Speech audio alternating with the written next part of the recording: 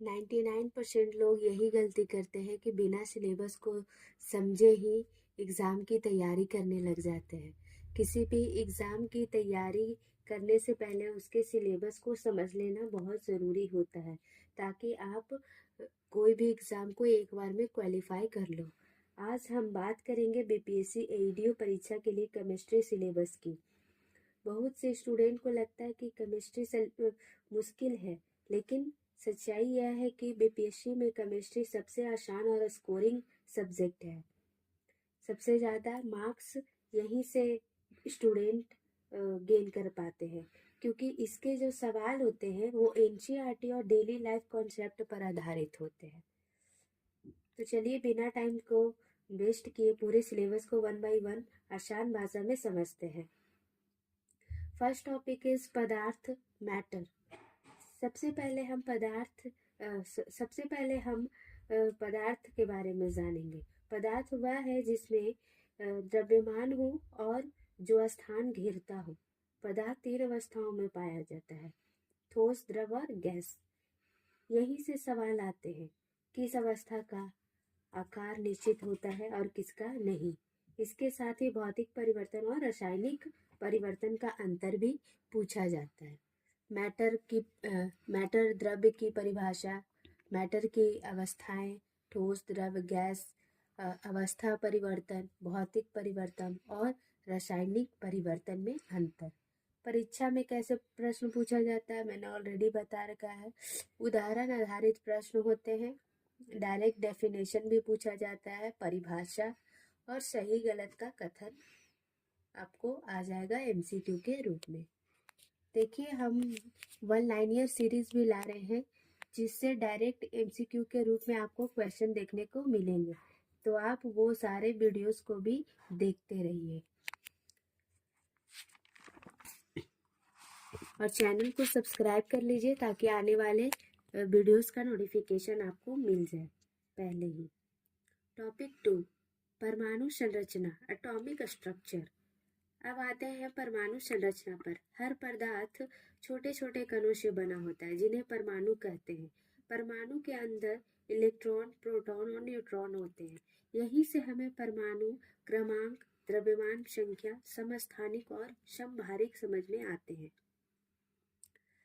परमाणु की खोज टॉपिक में कौन कौन सा पॉइंट आपको अच्छे से क्लियर कर लेना है। परमाणु संरचना में परमाणु की खोज, डाल्टन का परमाणु सिद्धांत, इलेक्ट्रॉन, प्रोटॉन, न्यूट्रॉन, परमाणु क्रमांक और द्रव्यमान संख्या, समस्थानिक और समभारिक।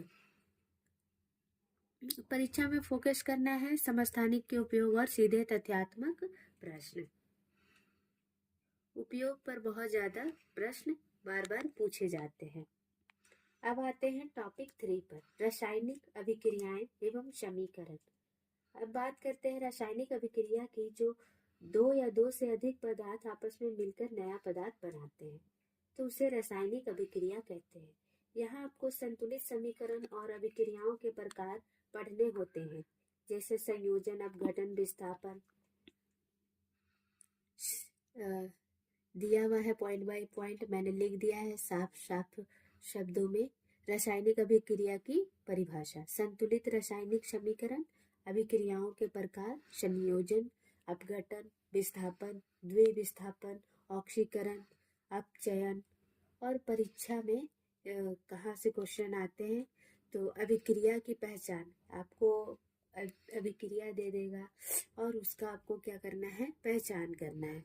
ऑक्सीकरण, अपचयन से जुड़े एमसीक्यू आपको देखने को मिलेंगे, तो आपके अच्छे से सारे संयोजन को, अपघटन को, विस्थापन को और खास करके अभिक्रियाओं को अच्छे से समझ लेना है और एमसीक्यू के रूप में प्रैक्टिस भी कर लेना है। 1 लाइनियर सीरीज लाएंगे जो डायरेक्ट आपको एमसीक्यू के रूप में मिलेगा। मैं बार बार बोल दे रही हूँ, आप उस सीरीज को जरूर से जरूर फॉलो करें।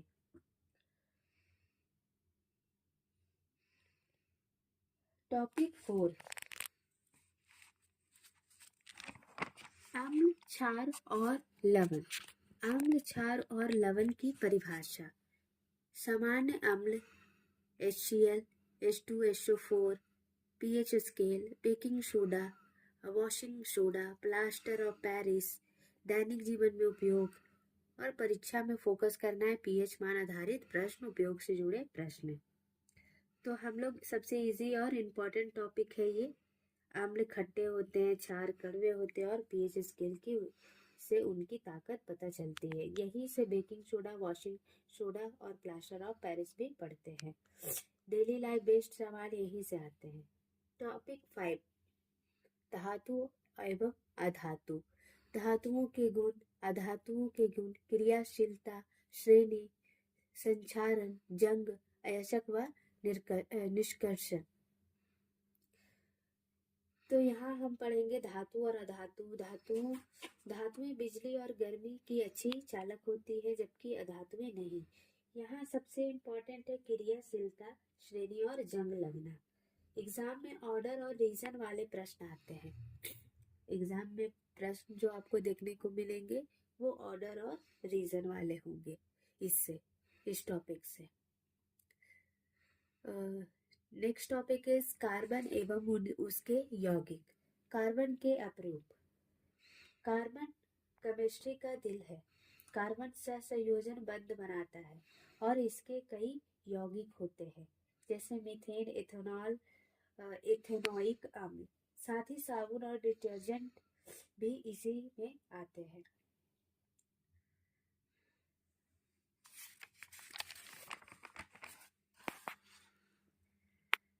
परीक्षा में यहाँ क्या फोकस करना है? संरचना प्लस उपयोग आधारित प्रश्न और अंतर बताइए प्रकार के प्रश्न। डिफरेंस और यूज बेस्ड प्रश्न बहुत कॉमन है इस चैप्टर से।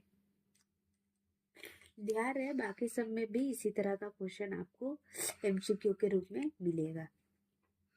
वायु, जल और पर्यावरण, टॉपिक 7।